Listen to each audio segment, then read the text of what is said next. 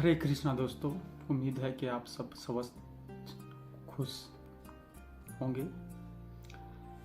शुरू करते हैं आज से श्रीमद् भागवत गीता का अध्याय 1, जिसका नाम दिया गया है कुरुक्षेत्र के युद्ध स्थल में सैन्य निरीक्षण, जिसमें धृतराष्ट्र बोलते हैं, धर्म क्षेत्रे कुरुक्षेत्रे समवेता युत्सव मामका पांडवाश्च श्रेयः किम कुरुवर्त संजय है।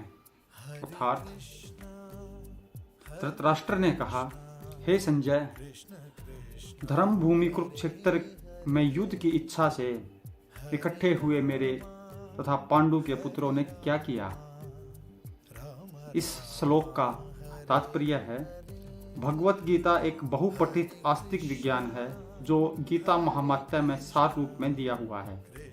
इसमें यह उल्लेख है कि मनुष्य को चाहिए कि वह श्री कृष्ण के भक्त की सहायता में संवीक्षण करते हुए भगवत गीता का अध्ययन करे और स्वार्थ प्रेरित व्याख्याओं के बिना उसे समझने का प्रयास करे। अर्जुन ने जिस प्रकार से साक्षात भगवान कृष्ण से गीता सुनी और उसका उपदेश ग्रहण किया, इस प्रकार की स्पष्ट अनुभूति का उदाहरण भगवत गीता में ही है। यदि उसी गुरु परंपरा से निजी स्वार्थ से प्रेरित हुए बिना किसी को भगवत गीता समझने का सौभाग्य प्राप्त हो, तो वह समस्त वैदिक ज्ञान तथा विषयों के समस्त शास्त्रों के अध्ययन को पीछे छोड़ देता है। पाठक को भगवत गीता में न केवल अन्य शास्त्रों की सारी बातें मिलती हैं, अपितु ऐसी बातें भी मिलेंगी जो अन्य कहीं भी उपलब्ध नहीं हैं। यही गीता का विशिष्ट मानदंड है। स्वयं भगवान श्री कृष्ण द्वारा साक्षात उच्चरित होने के कारण यह पूर्ण आस्तिक विज्ञान है। महाभारत में वर्णित धृतराष्ट्र तथा संजय की वार्ताएं इस महान दर्शन के मूल सिद्धांत का कार्य करती हैं। माना जाता है कि इस दर्शन की प्रस्तुति कुरुक्षेत्र के युद्ध स्थल में हुई, जो वैदिक युग से पवित्र तीर्थ स्थल रहा है। इसका प्रवचन भगवान द्वारा मानव जाति के पथ प्रदर्शन हेतु तब दिया गया जब वे इस लोक में स्वयं उपस्थित थे। धर्म क्षेत्र शब्द सार्थक है, क्योंकि कुरुक्षेत्र के युद्ध स्थल में अर्जुन के पक्ष में श्री भगवान स्वयं उपस्थित थे। कौरवों का पिता धृतराष्ट्र अपने पुत्रों की विजय की संभावना के विषय में अत्यंत संदिग्ध था।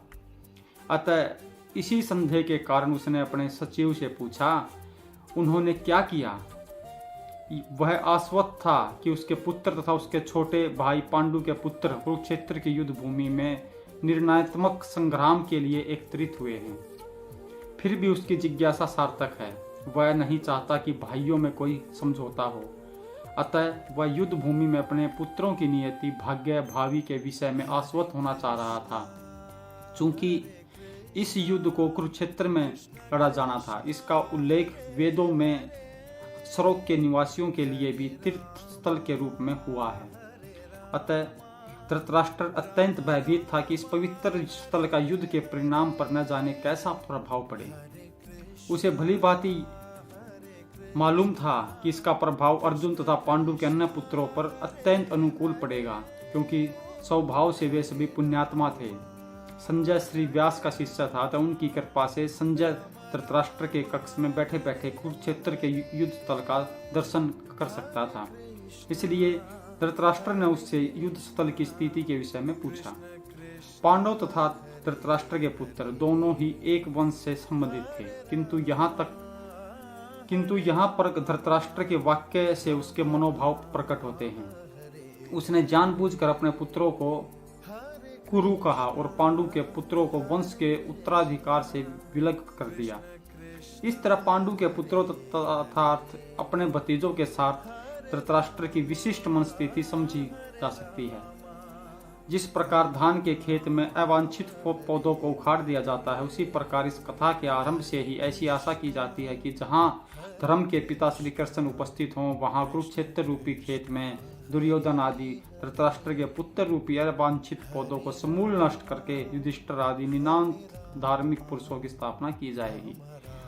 यहाँ धर्म क्षेत्र तथा कुरुक्षेत्र शब्दों की उनकी ऐतिहासिक तथा वैदिक महत्ता के अतिरिक्त यही सार्थकता है। संजय बोलते हैं, दृष्टाः तु पांडवानिकम व्यूढ़ दुर्योधनस्तदा आचार्य मुप संगमय राजा वचन बंबरवीत।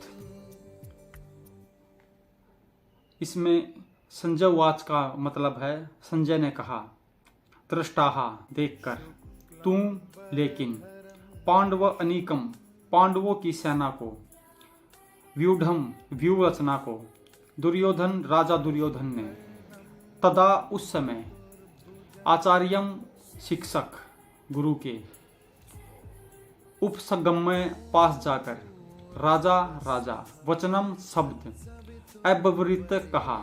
संजय ने कहा, हे राजन, पांडु पुत्रों द्वारा सेना की व्यू रचना देखकर राजा दुर्योधन अपने गुरु के पास गया और उसने ये शब्द कहे।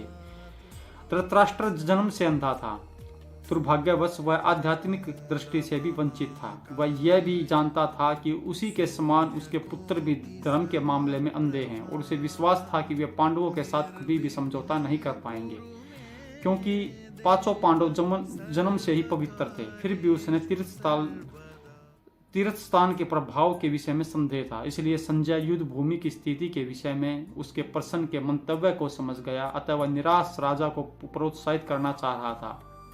उसने उसे विश्वास दिलाया कि उसके पुत्र पवित्र स्थान के प्रभाव में आकर किसी प्रकार का समझौता करने नहीं जा रहे। उसने राजा को बताया कि उसका पुत्र दुर्योधन पांडवों की सेना को देखकर तुरंत अपने सेनापति द्रोणाचार्य को वास्तविक स्थिति से अवगत कराने लगा। यद्यपि दुर्योधन को राजा कहकर संबोधित किया गया है, तो भी स्थिति की गंभीरता के कारण उसे सेनापति के पास जाना पड़ा। अतः दुर्योधन राजनीतिज्ञ बनने के लिए सर्वथा उपयुक्त था, किंतु जब उसने पांडवों की व्यू रचना देखी तो उसका यह कूटनीतिक व्यवहार उसके भय को छिपा न पाया। दोस्तों, आगे की श्री गीता हम कल पढ़ेंगे। तब तक आपसे अनुरोध है कि अपने इस 24 घंटे के एक दिन में कम से कम 5-7 मिनट, अगर आप घर में अगर गीता का पाठ नहीं कर सकते तो हमारी वीडियो को देखकर सुनकर इस पवित्र मार्गशीर्ष मास में श्री कृष्ण की कृपा पाने के पात्र बने और हमारी इस गीता के ज्ञान को अधिक से अधिक लोगों तक पहुंचाने में हमारी मदद करें। चैनल को सब्सक्राइब करें, वीडियो को लाइक और शेयर करें, अपना जीवन सुखमय बनाएं, क्योंकि हम सारा दिन सोशल मीडिया पर भी आधा घंटा 1 घंटा निकाल देते हैं। इसलिए आपसे अनुरोध है कि 5-7 मिनट की इस वीडियो को जरूर देखें, जिससे आपके जीवन में कुछ सुधार आए। हरे कृष्णा कृष्णा कृष्णा हरे हरे, हरे राम राम राम हरे हरे।